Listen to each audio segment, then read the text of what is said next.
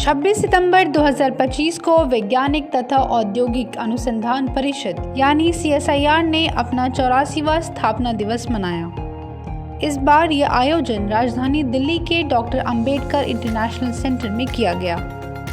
इस मौके पर केंद्रीय विज्ञान एवं प्रौद्योगिकी मंत्री डॉक्टर जितेंद्र सिंह मुख्य अतिथि के रूप में मौजूद रहे। उनके अलावा भारत सरकार के प्रधान वैज्ञानिक सलाहकार प्रोफेसर अजय कुमार सूद, US नेशनल साइंस फाउंडेशन के पूर्व महानिदेशक डॉक्टर सेतुरमन पंचनाथन भी मौजूद रहे। वहीं CSIR की महानिदेशक डॉक्टर N कलाइसेल्वी ने डिजिटल कॉन्फ्रेंसिंग द्वारा कार्यक्रम में शिरकत की।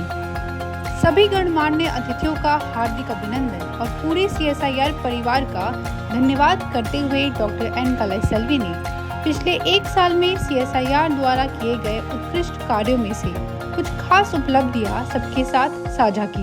We are now coming up with a very successful technology.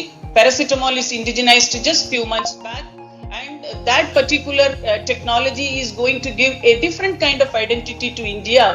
And now we have the 2,400 tons per annum capacity. Soon it can be upgraded to 4,500 tons per annum, and it could be simultaneously upgraded to 10,000 tons per annum also.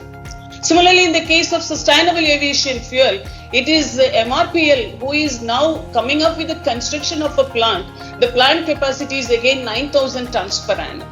Therefore, CSR is no longer talking about any technology in terms of grams or kilograms.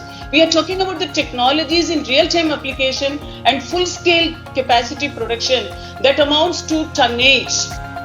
इस मौके पर CSIR technology transfer commitments 2030 नाम से एक पुस्तक जारी की गई। साथ ही विकसित भारत 2047 के लिए CSIR की विभिन्न योजनाओं को वीडियो के माध्यम से दर्शाया गया। इस कार्यक्रम को डॉक्टर जितेंद्र सिंह ने भी संबोधित किया और CSIR की भूमिका पर प्रकाश डाला। CSIR has many firsts to it. It is one of the very few, or possibly the only organization in the government sector which preceded the birth of India's independence. It's almost 5 years older than the birth of the independent India, having been born in 1942. So we should have the esteem of playing a wider role and reach out to those who recognize us, also make use of us. And that, I think, would be the real tribute to the legacy of the founding fathers of CSIR as we observe this Founders Day. Thank you. Bharat सरकार के प्रधान वैज्ञानिक सलाहकार professor AK सूद ने कार्यक्रम में आए CSIR के वैज्ञानिकों और शोधकर्ताओं का हौसला बढ़ाया और विकसित भारत की जरूरतों से अवगत कराया। For Viksit Bharat, what is absolutely essential, and we all realize that, is the technological sovereignty. Without technological sovereignty, we can't have Viksit Bharat and strategic autonomy. These go hand in hand.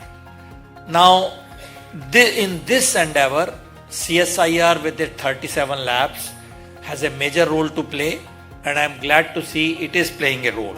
Bharat का नवाचार engine CSIR न केवल नई खोजों और नवाचारों के जरिए भारत को आगे बढ़ा रहा है, बल्कि विज्ञान और प्रौद्योगिकी की इस यात्रा में देश के भविष्य को आकार देने में भी महत्वपूर्ण भूमिका निभा रहा है।